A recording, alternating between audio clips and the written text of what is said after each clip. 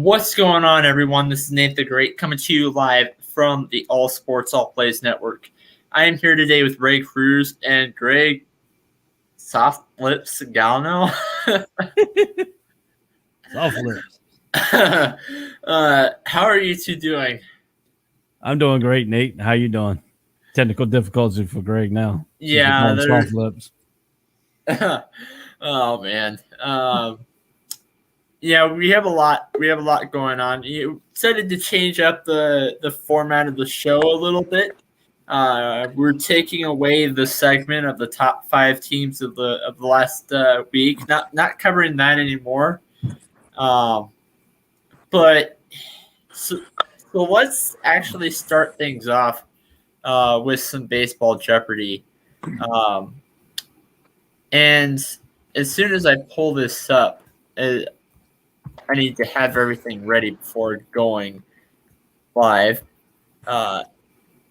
Okay, so the very first question of Baseball Jeopardy is before John Means no-hitter in 2021, who pitched the Orioles' last game, complete game no-hitter?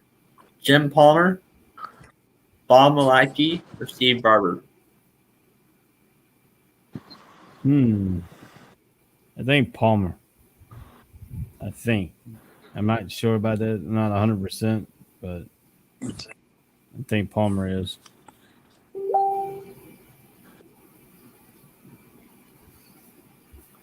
Can you question there, Nate? You were breaking up on me a little bit.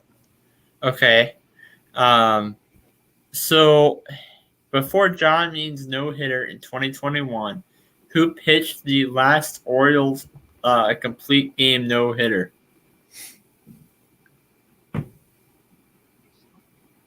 Now I noticed it said complete game no-hitter. Yeah. And the three players are Jim Palmer, Bob Malachy, or Steve Barber. I think Jim Palmer. I'm gonna go with the first guy that you said, Nate. Jim Palmer. Okay. Yeah. And that's correct. So we're at 1-0. Home run. What Oriole was nicknamed T-Bone? Jeff Connie, Mark Thurmond, or John Shelby?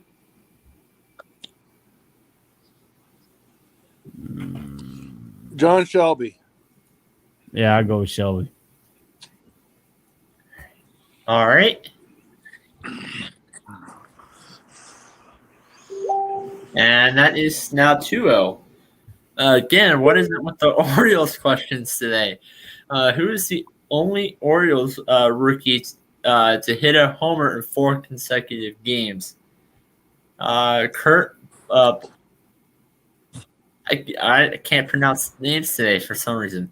Bliff, Blefary, Blefary, Nick Markakis, or Jay Gibbons?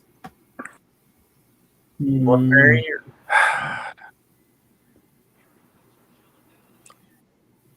What's his name? Repeat the people again. The people's names. Kurt Blefary, Nick Markakis, or Jay Gibbons? Oh, I'm gonna say Markakis. Sion. Yeah, Do you want me to repeat the names again? Since I know you're having that technical difficulty.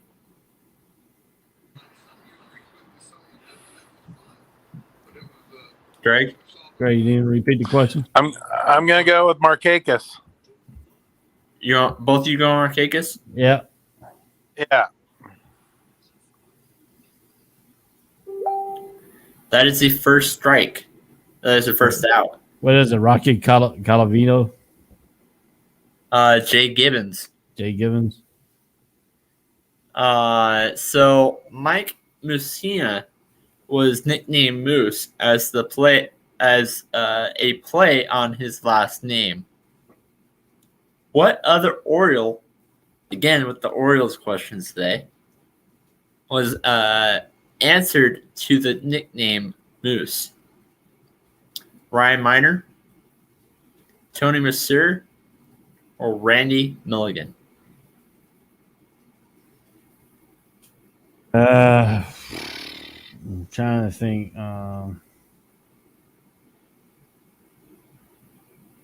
Say the names for the players again one more time. Randy Milligan, Yeah. Ryan Miner, or Tony Masur? Muser. I think Tony Masur. Let's see. Let me bring Ray back on here. There we go. You want me to read it for you again, Greg?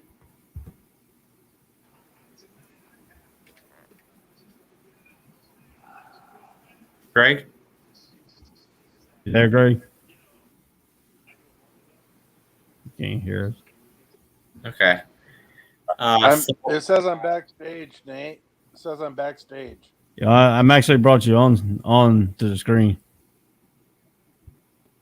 You're actually Okay. live. All right. What? All right. I missed the question though. What's the question? Mike Mussina was nicknamed Moose on, which was a play on his last name. What other Oriole answered to the nickname Moose? Randy Milligan, Ryan Miner, or Tony Masur? Tony Musier. Okay.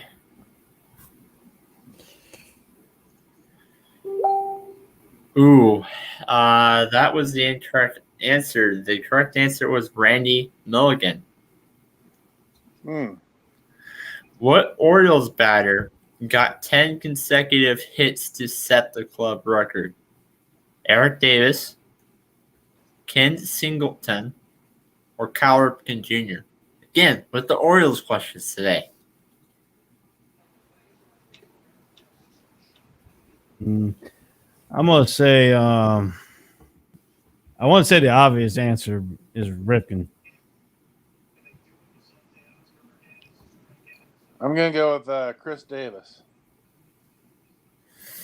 All right, random number generator here. It's up to you. What? It's up to you to answer to complete the tie here. We need your input. I'm gonna go with Eric Davis. I would too. But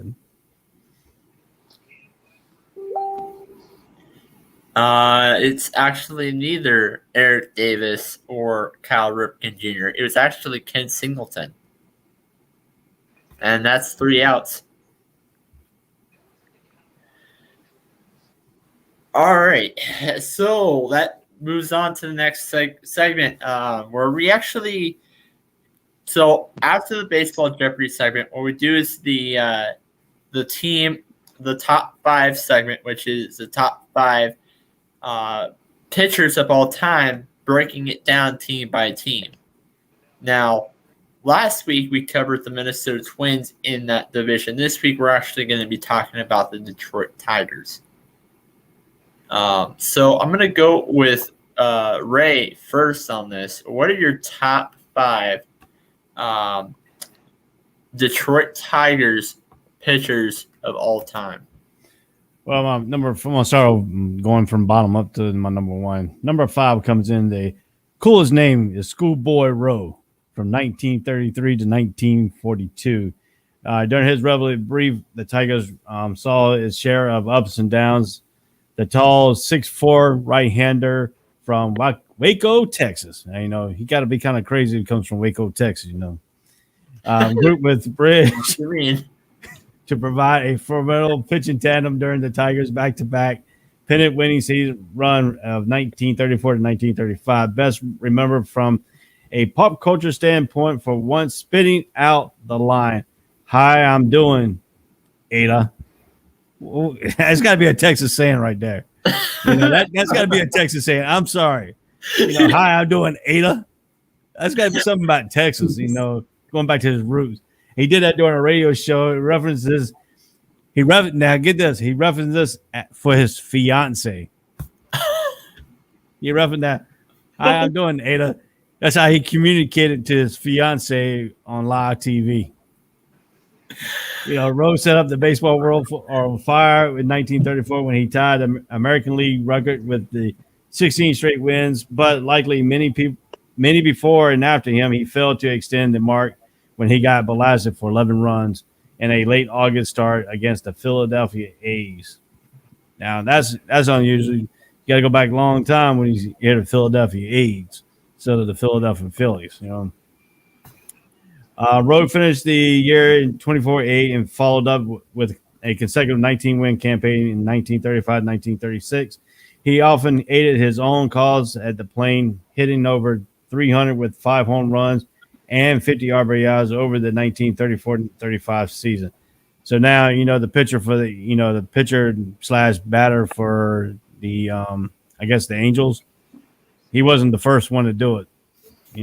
Schoolboy Rowe did similar in 1933, 1942.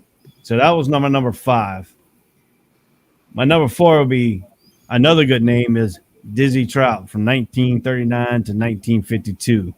The lifetime of Trout is a Detroit almost completely conceded with those of Newhouser, his teammate from 14 of his 15 big year league, declared ineligible for the military because of vision issue. He was one of the types that was going to go get drafted, and then he had vision issues. And that's back when the military, went back. You got to have, good vision. You got to be able to see colors. If you're colorblind, then they, in the military won't take you. That's what failed him out because his vision wasn't good. So they kept him out of the draft. So it's unusual to see some, Major League Baseball players and military careers, and he was a pitcher too. And his eyesight, he had bad vision. How could he see the strike zone? So he had to overcome his vision issue because the military wouldn't take him. 1944 MVP stolen away by Newhouser after putting up a highly impressive 27-14 record with the American League's best ERA 2.12, complete games, 33 shutouts, 7 innings. And a 3.52 innings. He pitched in 352.1 innings while hitting 271 with 5 home runs and 24 RBIs and 133 at best. I guess back in the day, the pitchers hit in both leagues, or I think Detroit probably was in the National League or something. There's a lot of pitchers on here, and this issue is having some good batting averages. And 24 RBIs is kind of, high for a pitcher. Back in the day. Then we're going to go ahead and we're going to bring in a current player that's playing with Houston right now, but played with the Detroit Tigers, Justin Vanderland, from 2005 to 2017. He pitched 12 years for the Detroit Tigers. He was a 2006 Rookie of the Year performance. Vanderlander quickly developed into one of the game's elite pitchers, smoking 100 miles per hour fastball early and late in his appearance and consistently threatened to win 20 games on a yearly basis. Van Leeuwen helped propel the Tigers to an American League pennant in his first full year, winning 17 out of 26 decisions in 30 starts. A year later, he went 18-6 for American League, leading .75 winning percentage, and threw the first of 3 career no-hitters after an off year in 2008. Van Leeuwen kicked into high gears for the next 4 seasons. Record is a 78-31 record, leading the American League twice and wins 3 times in innings and strikeouts. So, he was the only really the current player. So that's number 3. My number 2 is going to be Tommy Bridges, and he pitched from 1930 to 1943, and again in 1945 to 1946. He was 5'10", 150 pounds. Bridges, a crucial component of the winning Tigers teams of the mid 1930s, winning 20-plus games in 3 consecutive seasons from 1934 to 1936, while leading the American League in strikeouts from 1935 to 1936. Briggs struggles during his first full season of 1931 with an 8-16, with a record ERA of 4.99, but showed signs of a strong future in later years when he came within a two-out ninth inning bloop single of a perfect game.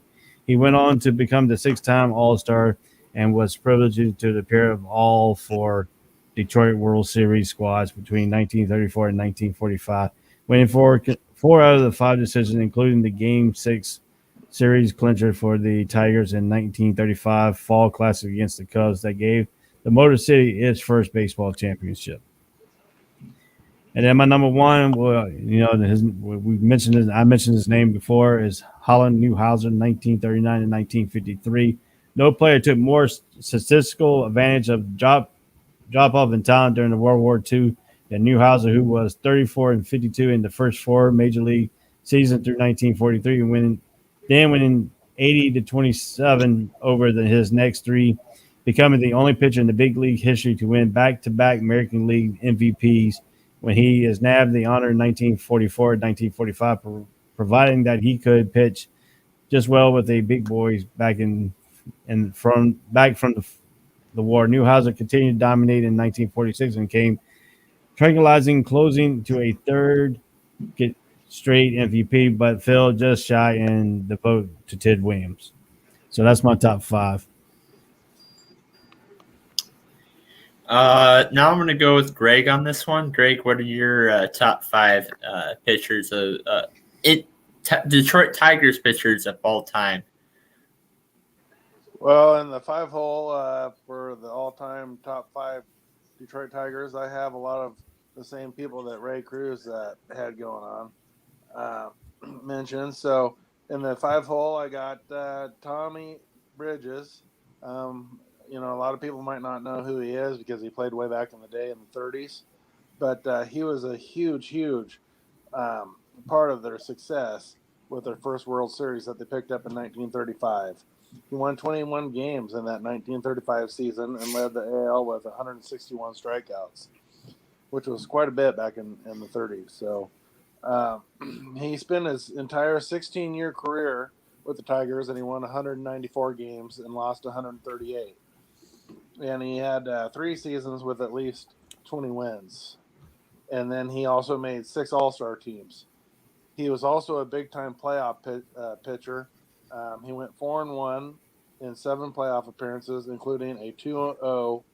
He went a perfect 2-0 with a 2.5 ERA during the 1935 World Series. So I have him in there just ahead of Jim Bunning. I really wanted to put Jim Bunning on this list, but I had to go with Tommy Bridges because he was a big key to their success and their first World Series. So number 4, I got the Southpaw Mickey Lilich. Mickey Lilich in 1968, he kind of played second fiddle to Denny McLain when Denny McLain was picking up his 31 wins, which still hasn't been touched to this day. His career lasted a lot longer than McLain. But, he picked up 207 wins in 13 seasons with the Tigers.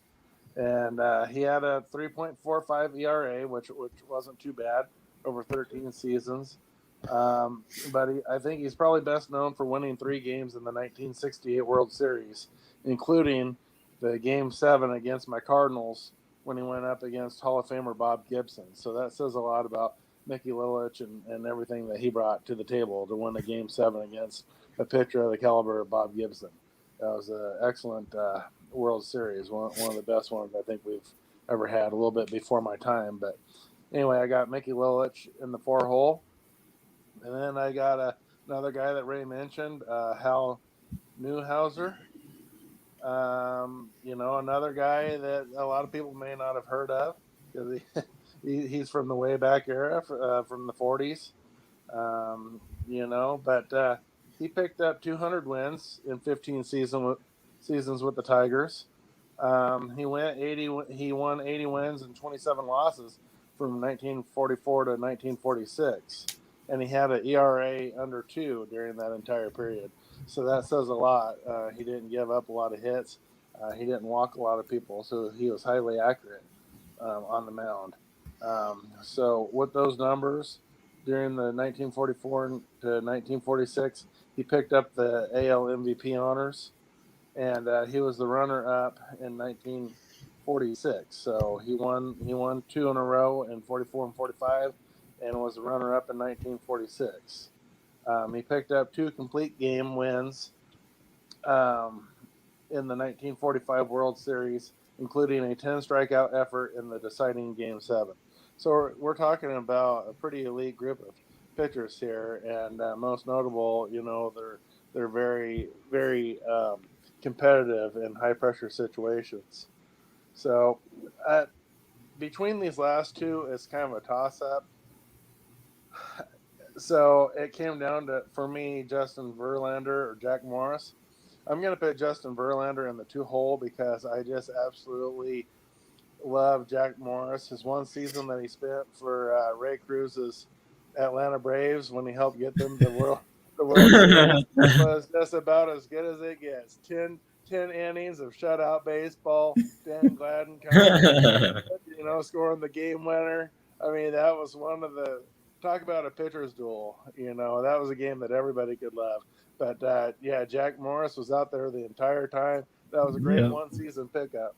So I got to move Justin Verlander down to the 2 hole, not to take anything away from him, because Verlander, I mean, from 2010 to 2012, he was probably the best pitcher in baseball.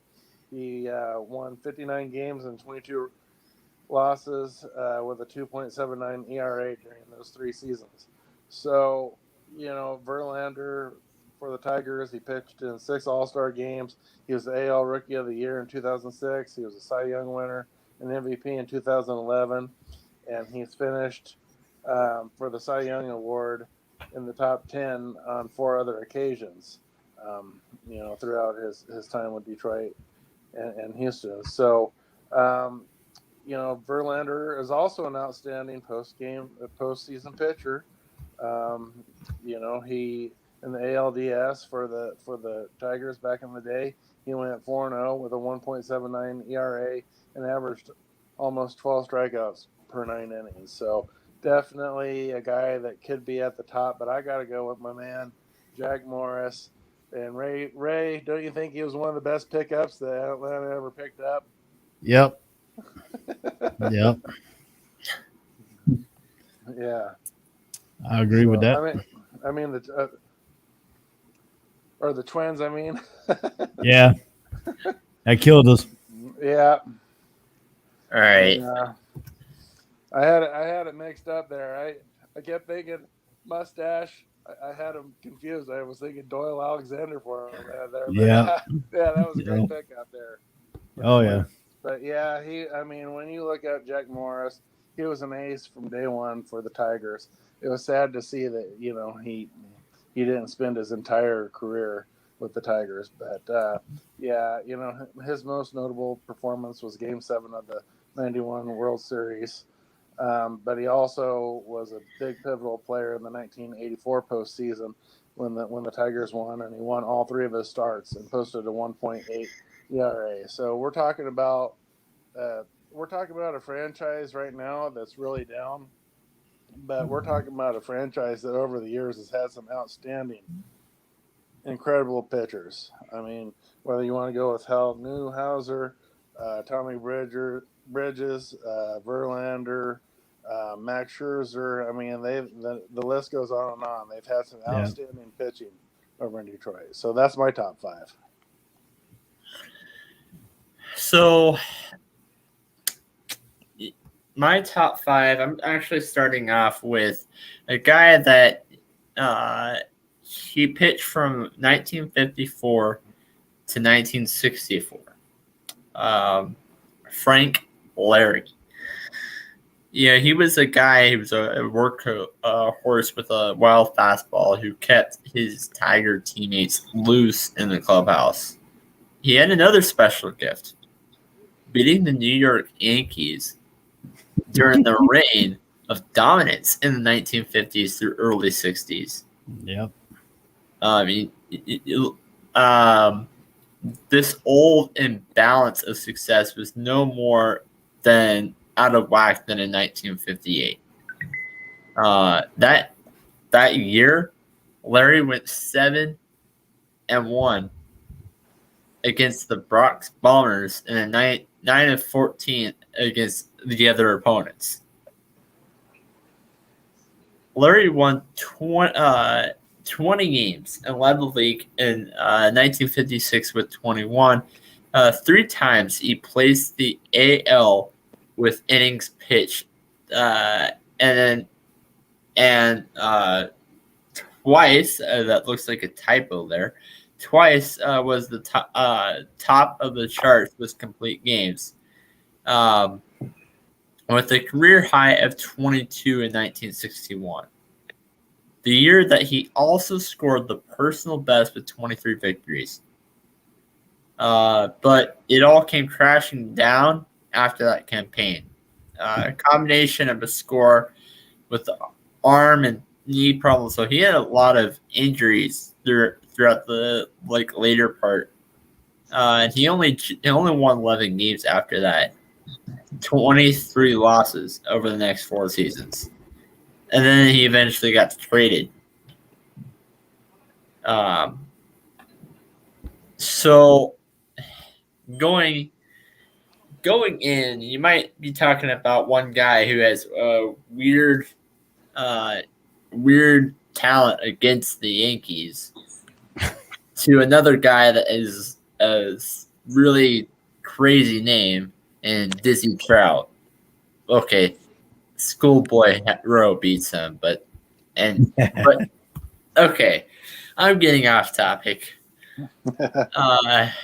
The life and times of Trout in Detroit were completely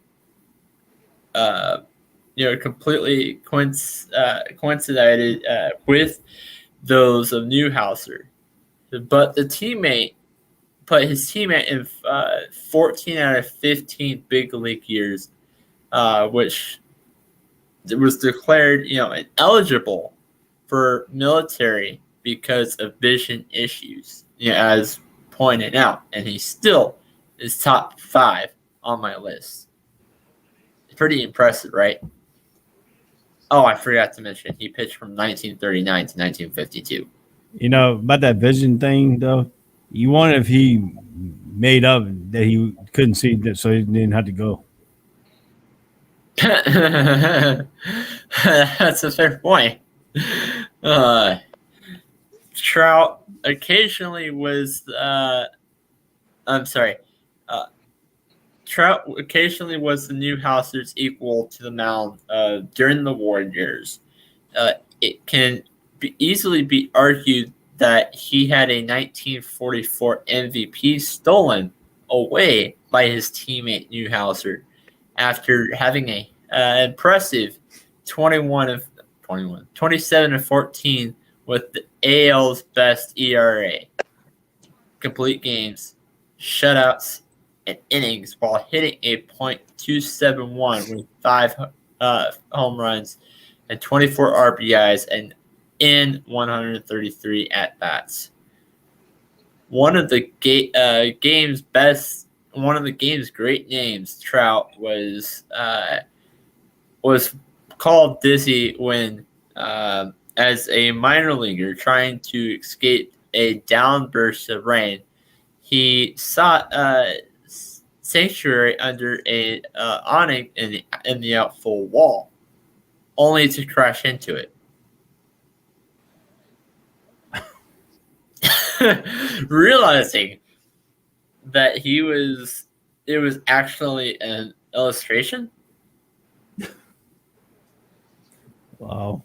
Like Newhouser, Trout enjoyed success at the end of the war, but suffered the inevitable fade and was traded at the end of 1952 to Boston. A year later, he was out of the game. In 1957, he attempted a comeback and played with Baltimore for a little bit at the age of 42, but gave up after 2 appearances and an 81 ERA. Maybe I should put him on my top 5 Baltimore Orioles pitchers of all time. No, I'm kidding.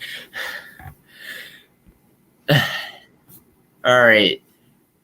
Number 3. Number 3 is Justin Verlander.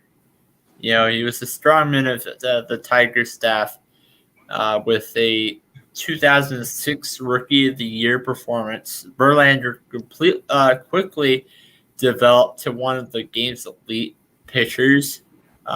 He would, throw 100 miles per hour fastballs early and late in his appearance, and constantly threatening to win 20 games on a yearly basis. Verlander helped the Tigers to an AL pennant in his first full year, winning 17 out of his 26 decisions in 30 starts. A year later, he went 18-6 for an AL leading 0.750 winning percentage, and threw for the first of 3 career no-hitters. After an off year in 2008, Verlander kicked it into high gear for the next 4 seasons, leading the AL twice in wins, 3 times innings and strikeouts. He highlighted his stretch with a sensational 2011 campaign, which he finished 24-5 with an ERA count of 2.40, and both the AL Cy Young and MVP awards, making him the first starting pitcher to later honor since Roger Clemens in 1986. The 6-time All-Star in Detroit quickly became a casualty late in the season buyer sell in 2017 when he was traded to Houston, where he would respond with a 5-0 record and 1.06 ERA to close out the world title and his first ring. Just days later, he gave a different kind of ring to supermodel girlfriend Kate Upton, and they were married in Italy. Yeah, but he was part of the Astros cheating scandal. But well, they must have found their trash cans or something because they're playing some good ball again.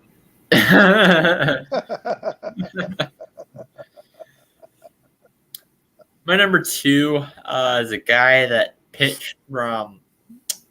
He had 2 stints with the Detroit Tigers. He started off in 1930 and pitched for 13 years with the team until 1943. But then he would pitch for 2 more years in 1945 and then 1946. He's probably the guy that threw the best curveball of his generation. Bridges was a crucial component of winning Tiger teams in the mid-30s, winning 20-plus games in 3 consecutive seasons while leading the AL in strikeouts in 1935 and 1936. Bridges struggled during his first full season in 1931 with an 8.16 record and a 4.99 ERA, but shown signs of a strong future a year later when he came within a 2-out 9th inning bloop in a single of a perfect game. He went on to become a 6-time All-Star and was privileged to appear in all 4 Detroit World Series squads between 1934 and 45, winning 4 out of 5 decisions, including Game 6 series clincher for the Tigers in 1935 Fall Classic against the Cubs, which gave Motor City the first baseball championship. And then pitching was the AL's offensive high times in 1930s. Bridges' ERA never fell below 3. Only when the bats tempered down in the early 1940s did the numbers finally settle in the 2s. Bridges went on to post a career 194 to 138 mark with the Tigers wrapping up his baseball days in the Pacific Coast League. He had the one last hurrah when he threw a no-hitter against the Portland Beavers. And then number 1, I think he's actually on all 3 of our lists. But Ray, I think he's your number 1 for you, and I think he's Greg's number 3. And that's Hall Newhouser. Yeah, Newhouser did not hide from the military draft board, unlike not just Verlander, Disney Trout and Schoolboy Rowe. His attempt to enlist during the World War II was denied due to a heart problem. So he stayed home and worked on his pitching, mixing up a fastball and a terrific curve while trying to placate a bad temper born of a lack of run support in the early years of Detroit. He got help from battery mate and future manager Paul Richards, who returned to the majors after 8-year absence at the age of 35 and a wartime villain, and effectively tutored Newhouser towards the dominant run in the mid-1940s. From 44 to 46, Newhouser would lead the AL wins while losing only 9 each season. The later 2 of those years, he posted a 2 earned run average to pace the league. After winning at the AL strikeout crown in 1944 and 45, he set a personal best in 1946 with 275 strikeouts, but he finished the league second only to fall behind Bob Feller. The Tigers' 1945 World Series against the Chicago Cubs, Newhouser won 2 out of those 3 games, despite a lackluster of a 6.1 ERA. Newhouser would lead the AL wins for the last time in 1948 with 21. But 3 years later, he had some shoulder problems that would slow down his career. As the baseball days went down, the one final year of certification was relieved for the AL pennant against the Cleveland Indians, which we'll talk about next week, of 1954. Going to 7-2 and a 2.51 ERA with 26 appearances, he was the only Hall of Fame pitcher who performed the bulk of his career in Detroit until Jack Morris got the call in 2018. All right, so that is my top 5, counting from 5 to 1, of Detroit Tigers pitchers of all time. Now we go into the last part of the show where instead of actually talking about every single game, we're going to be talking about a few. Now, Ray and Greg might have some of their own that they have in mind that they want to talk about, but there's 3 personally for me that I want to talk about. And to start this off, I'm going to go with a little bit of a homer pick because I think really with this game there was a play. I don't know if it was under review or not. There was a play that I did not think was called. They got the right call on that, but I don't know if it was under review, and I don't know if it changed. But I did see that video, where it was the play where they,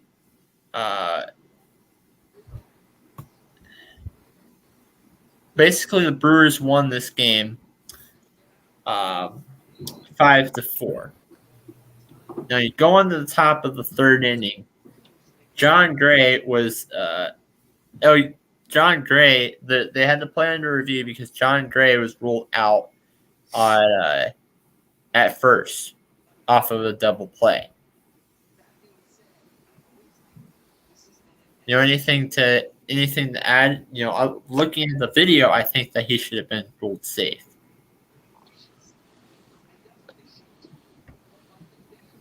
Are you talking about the top of the third?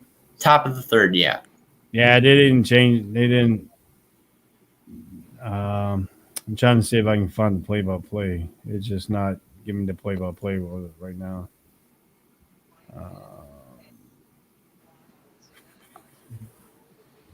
That's when he butted into a fielder's choice to first, and then Diaz was out at second. Yeah, Diaz was out at second, which I agree with that. I just didn't agree with what they ruled it out at first for the double play. That's what you're talking about. They don't say on the play-by-play what happened. I didn't watch the video, but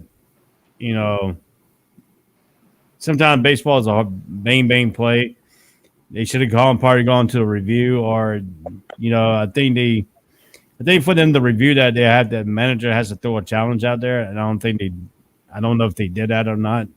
I'm trying to find the video right now so I can look it up and get some personal opinion, but I did not watch this game, so I couldn't tell with this. If you look at the play-by-play, it says, one ball. The second pitch was a strike looking, and the third was the batter's fielder's choice. Runner was out. It didn't really specify if they wouldn't review the play or not. Actually, I have a chalkboard, so maybe I'll use that to show why I didn't think that. Even the announcer said that after they hit first base, that he was already off the plate. Like he already went to the plate, but he stepped off of the plate when he was ruled out. Like he already went past it. Not on to second, but like he went straight. Like if he went straight off, they could run if he didn't turn going like he was going to second base. He should be called safe. But if he did come off and make that turn like he was going to second, then yeah, he could be ruled out. But did he run back to like the foul line, or did he run going towards he's going to second? Because if there's an intent for him to turn to go to second, he wasn't going to second. Out. He wasn't going to second. So he just ran straight off the base and then come back to the base. Yeah, he should have been safe. Yeah, they ruled that out. Actually, I did look at this, and now I'm reading it. John Gray was safe at first after the review. Okay, there you go. The final score of this game was 5-4. Anything else that you wanted to add on to this game before we moved on? Nah. I mean, it just, it was Milwaukee's 43-33 against Colorado, which is 31-45. It was a 1 point victory. Colorado, you got to take their hats off to them. They made it go to extra innings. They went to 11 innings before the win. So, Milwaukee pulled it off at the end. The other thing that I wanted to cover. It wasn't. This happened in two games that I saw, in two different baseball games, but it was really the same thing. And the host went off. All right, let's see here. Why he went off, I don't know. He's got some technical issue. Let's talk about the Braves and the Cincinnati Reds here. Oh, here it goes. The host comes right back. There he goes. Okay. Go ahead, Nate. So the first game that I wanted to talk about, the first game this happened that I saw was the Baltimore Orioles versus the Toronto Blue Jays. Final of that game was 6-5, but towards the end of towards the end of the game, towards the end of the game, there was Grinchuk. Again, I'm terrible at pronouncing names. He scores off of an error. Now, just to show a demonstration, he went to go grab the ball but loses control of the ball, allowing the runner to score off of third. And so he basically what I'm trying to say is you have to keep control of the ball to prevent things like that from happening. Well, I mean, the human natures, you think Major League Baseball players will make these routine plays and stuff, but then once again, if they, switching the ball or trying to get to it, I mean, we're also all human errors, and I mean, a simple mistake costs you a game in baseball. That's just simple. The game, you play the game like it is. You run out every play. That's why they tell you back in Pee Wee League, you got to hustle every play. You don't never know. You might be safe, even though you think it's going to be a sure out. You always hustle. If you hustle down the line, you might prevent them throwing an error to first base trying to get you out. So, I mean, it's all aspects of the game. So, I mean, everybody's human.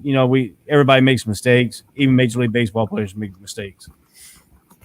Yeah. And then the other game that this happens. All right. I'm all by myself now. Let's see here. We can talk about my Atlanta Braves right now while everybody's trying to get back on. Oh, here we go. There we go. I keep pressing the wrong button. Oh, I've been saying, y'all just leave me all by myself. So I'm about to talk about the Atlanta Braves and the Cincinnati Reds, Yeah, the other one is actually Tampa Bay Rays versus the Angels, but this was a drop catch on two different instances. The first instance was both of them were Yandy Diaz. He scores off of an error, which their left fielder got control of the glove, but then dropped it, and then later on, it was pretty much the same thing.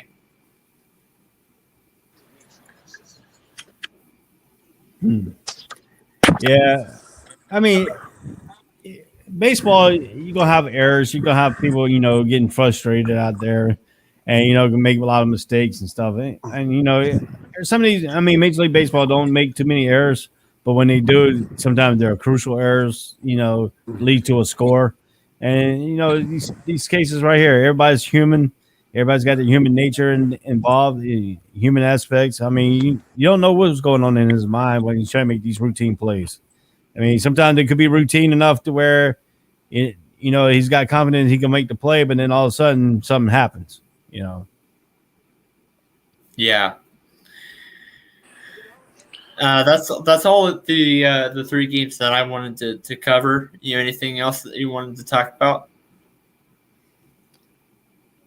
Well, for the Orioles and the Blue Jays game, the Orioles stopped the 20-game road losing streak, in that game.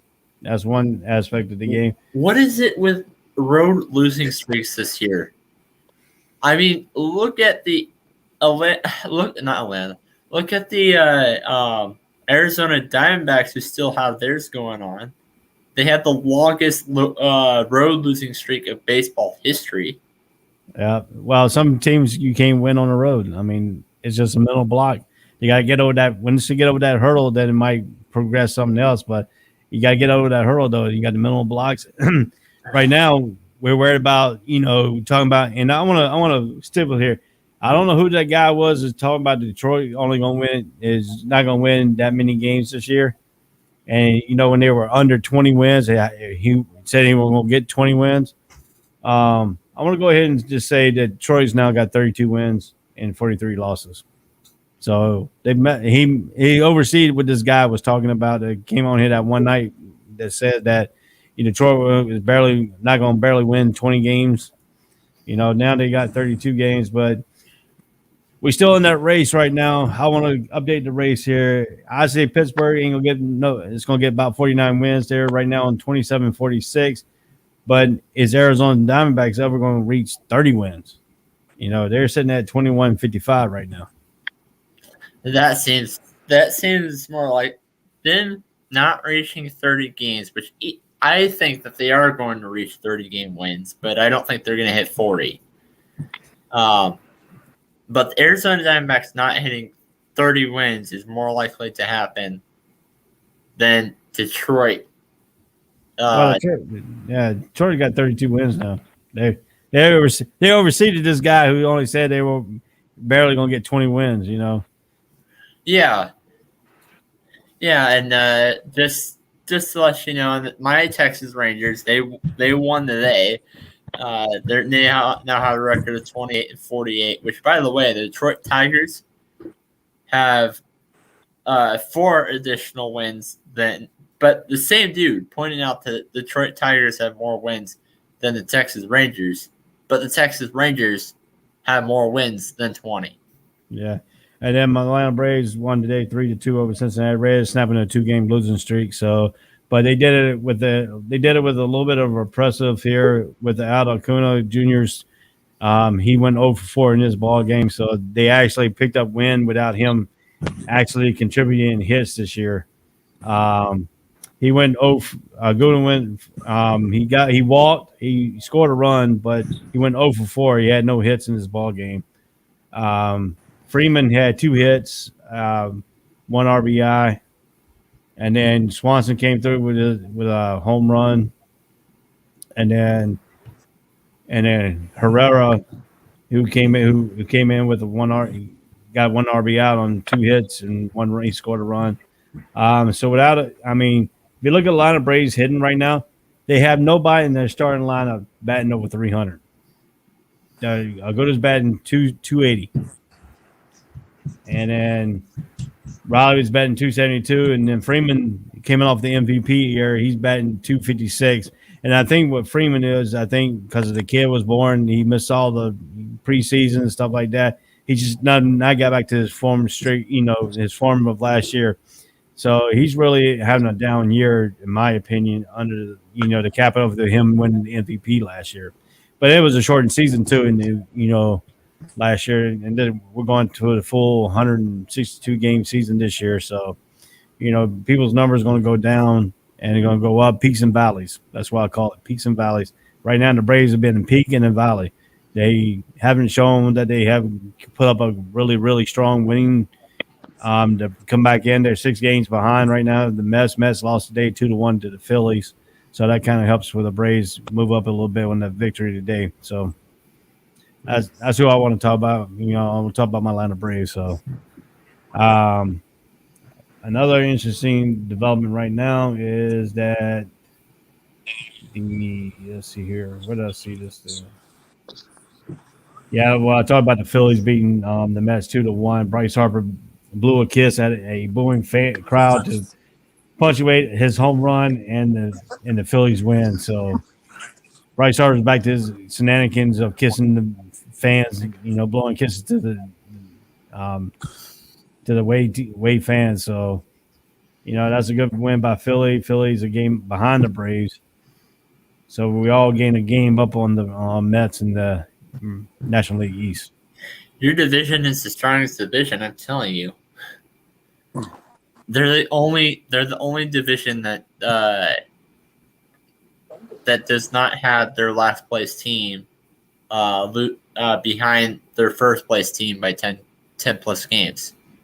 Yeah, it's a working division. I mean, I mean, yeah, if you look at it, yeah, you're true. Right now, the Marlins are 9 games, 9 games out is last place. The Nationals, who are 4 games out, and the Braves are in third at 5 games out. The Phillies are actually tied with the 5 games out, but a game behind the Braves, and then the Marlins are 9 games out. So yeah, you're true about that because everybody out. Pittsburgh in last place at the Central Division National Leagues. They're 14 a game, half out. The West in the National League, Arizona's 28 games out. Then if you go in the American League West, at 19.5 is your Texas Rangers. Detroit and Minnesota are 12 games out in the American League Central. And then you got Baltimore, who's 21.5 games out in the American League East. So, yeah, you're right about that. So, All right. Dre, do you have any other games that you wanted to cover for today? Well, I wanted to mention something about the Brewers game with the Rockies that went into extra innings. I know that it was a 5-4 game and everything. It was a pretty exciting game, actually. There was a lot of great defensive plays and everything, and it got really good there towards the end in the bottom of the 11th. But I was looking at the stat line, and it's the same thing that we've been talking about last week, where pitchers just aren't going very deep into the game, starting pitchers. And then relief pitchers, some of them don't come in and even pitch an inning. They're pitching like to one batter, two batters. It was a ridiculous stat line because there was like 14 pitchers that made it through this game. I know it was an 11-inning game, but realistically, both teams should have got out of this game with only using about 8 or 9 pitchers, not 14. Starting pitchers normally should be going at least 6 innings, 7 innings. And then you should have your main set up and your main closer to close it out. You shouldn't have to go through, 2/3 of your bullpen every single night just to try to get through a 5-4 ball game with 50, 60 games into the season. I mean, this is just absolutely ridiculous that nobody can stay out there. Using a pitcher for 5 innings, then one guy for 1 inning, then one guy for 2/3 inning. It was a overall really good game, but I'm getting tired of seeing all these games utilizing so many pitchers just to try to get through a single game. I don't know about you guys, but I'm just getting tired of mound visits and pitching changes all the time. Yeah, and when you talk about these Brewers pitchers, I mean, we talk about 6 innings. Their starting pitchers did go 6 innings. Then he came in behind with a person coming in 2/3 of an inning, a third of an inning, 2 innings for Cousin, 1 inning for Harder, and then Williams with 1 inning. Then you got the Rockies went through 8 pitchers. Their starting pitcher went 5 innings. Then you had 4 pitchers come in for an inning, and then you had 1, 2, 3. The last 3 pitchers pitched 2/3, a third, and a third to complete an inning of a game. And what happened to Colorado? They had a loss hung up on them, and they went through 7 pitchers in their bullpen. Yeah, it went. Yeah, I mean, if you look at the Atlanta Braves game, the Reds pitchers went 6 innings, and everybody else came in and pitched an inning. 1, 2, 3. They used 3 people out of the bullpen. The Braves used 3 people out of the bullpen. Same thing with the inning. So that's how you right there as a manufacturer would win by the managers doing their strategy, not doing the analytics. Every other teams will do the analytics, and sometimes they get it wrong. If you do it, see, to me, when you put the analytics into this thing, baseball has been around over 150 almost a decade, over years. Nobody used analytics back in the early days, all the way up to this point when the analytics started coming in, because you started getting all these technology, and now everybody wants to rely on the technology instead of relying on what they see visually. So, I mean, they need to kick these analytics out of the park. I know they're trying to save injuries and arms on these pitchers, but they're major league pitchers. They need to get in there and they need to condition themselves and pitch, what they need to do. But I mean, the managers are overblown their strategy. And if you look at the Braves game today, that's a well pitched ball game by the manager, not by analytics. I mean, they're both starters on both teams went 6 innings. What you want your setup guy to come in for 1 inning, and then you want your setup guy your long reliever come in for 1 inning, and then you want your setup guy come in for 1 inning, and then you got your bullpen guy coming in for the last inning. That's how you pitch a perfect. That's how you run your team right there. But then if you look at the other teams, you can tell what teams are using analytics for that game when you can tell what teams are using their managers for that game. So, the Rangers today surprisingly did not use it. I don't think they did, not in this game, use analytics because looking at today, you have Dane Dunning who pitched 5 innings. 5 innings and had 2 earned runs in this game. John King pitched for 3 innings and had 3.2 innings, I should say, and pitched for another 2 runs. But then that's when they brought in their third guy, Spencer Patton, who pulled in for that last strikeout. Right. I mean, and same thing with the Royals. They went 5 innings with their pitching, and the next 3 guys came in pitching inning. They only used 1 guy, the starter, and they used 3 guys out of their bullpen. And your Rangers use 1 starter and 2 people out of their bullpen. That's how you manufacture team. That's how you save arms too in your bullpen.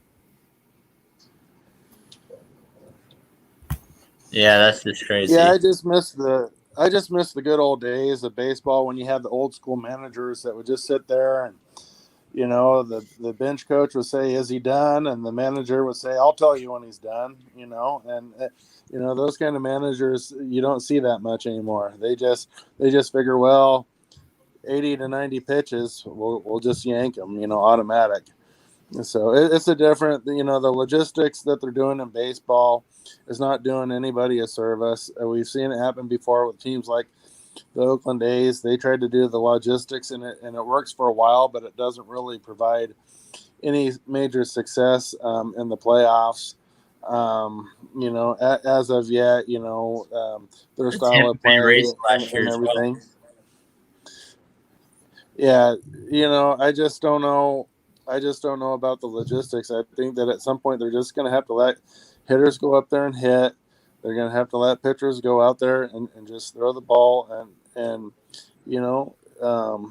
just see what happens. I think that they're overthinking the game a little bit too much, and I think that it's putting out a bad product. I don't know how you guys feel, but I just don't think that the level of baseball is really as great as it could be right now because they're too worried about statistics and logistics right now instead of just playing baseball.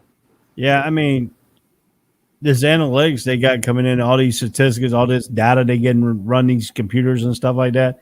I mean, what baseball back in the old days was great. I mean, the manager had to manage the game. You had to come up and figure out what you need to do. That's what you pay the managers to do. Now you're only paying the managers to sit there and read a computer printout sheet. Like Bobby Cox. I like Bobby Cox because he told him and Leo Mazzoni, the pitching coach, they were on tandem together because Leo will tell, Bobby Cox looked at him.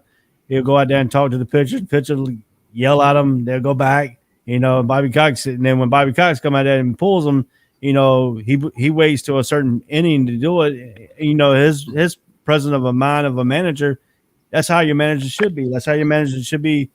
They're engaged in the whole aspect of the game. They know when to make the fielding change, and know when to make the pitching change, and know when you bring your defensive guys in ball games. Now everybody's worried about these analytics, and analytics are taking over the managerial position. All the manager is doing is holding a piece of paper saying, "Okay, I need to do this and that." It's like, what I can say is like baseball for dummy books. Like Waterboy. The other one coach had the football coach for dummies. That's what this analytics is to me.